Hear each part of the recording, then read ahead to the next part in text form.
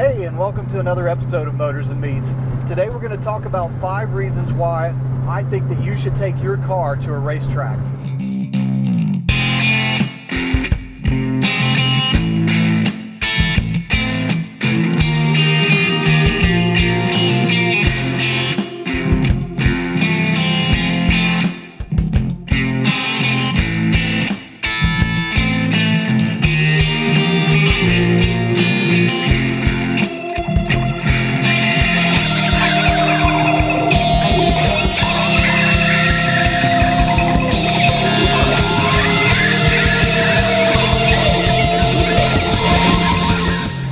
Count this down, starting with number 5 and go into the number 1 reason. All my opinion, but I think it's valid. And the first thing on the list is it makes you a better driver. After all, it's called High Performance Driver Education. That's HPDE. And if you put yourself in that frame of mind that you're there for a driver's education, a high performance driver's education, you know that you're going to learn a lot from it, that you're going to go into it with the mindset that I'm going to be able to confidently brake later going into a corner, accelerate sooner exiting a corner, shifting quicker.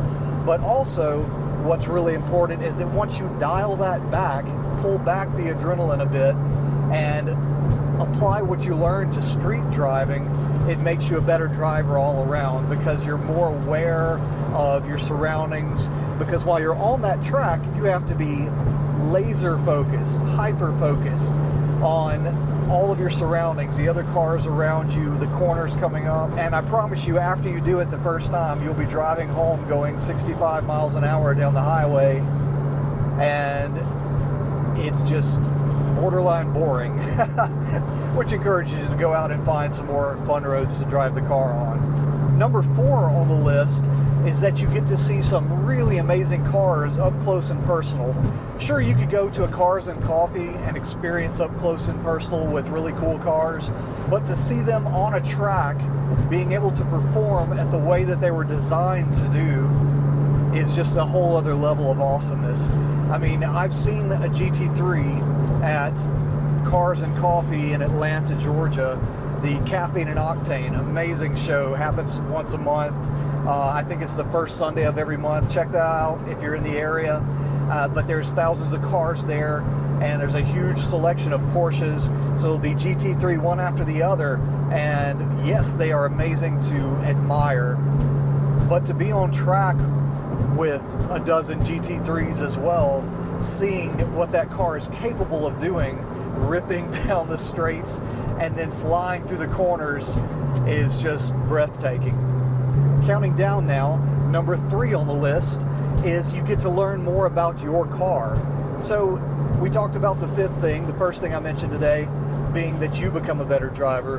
Well, part of that is that if you don't know your car and what it's capable of, where it breaks traction, how it handles a corner, whether it oversteers or understeers, then you don't know what you can do with it. So being on a track with it and pushing it to the limit not only tests what you're capable of, but what your car is capable of. And learning where those limits are is extremely beneficial whenever you put it back in the frame of driving down the highway or driving down the back roads. So you learn, does your car like to understeer or oversteer as you're entering a corner? Do you have to let off the throttle to get the nose to dip down to get that extra bite of traction? And when you're going through the corner and it's really holding on well and you're at 1.5 G's laterally, are you having to rely on the door to hold you or the center console? Or do you have really stiff bolsters on the side? And maybe you do actually break loose, break traction, have a spin out, spin off, go off track. And then you realize, it's not the end of the world. If you're driving a sports car, it's pretty common that they're able to slide sideways without the fear of rolling over. So whenever you do break that traction, you get to experience what it's like to be in a slide and how to recover from it. Or if you didn't recover from it, you think, well, next time I know I'll do X, Y, Z. And some of those things just can't be explained over a YouTube video. You really have to experience it for yourself to know what that's like. If you haven't subscribed already, I'll put a link at the end of this video where you can hit the subscribe button. But if you're into Porsches or sports cars or barbecue or grilling, anything under that umbrella, this is the channel for you, and I appreciate it if you'd hit that button. All right, so we're getting down to the last two, the top 2 items on my list of the 5 reasons why I think that you should sign up for a track day. Number 2 on the list is that you get to meet like-minded people while you're out there. So when else do you get to go and hang out with a bunch of car nuts who are interested in testing themselves, testing their car to see what it's capable of, than on a track day? And I can't think of anything else like that. Sure, road rallies are a lot of fun, and you go out on these cool road trips with your friends, amazing times to be had, but nothing really pushes that envelope like you and your friends, or your new friends that you just made, out together on a track.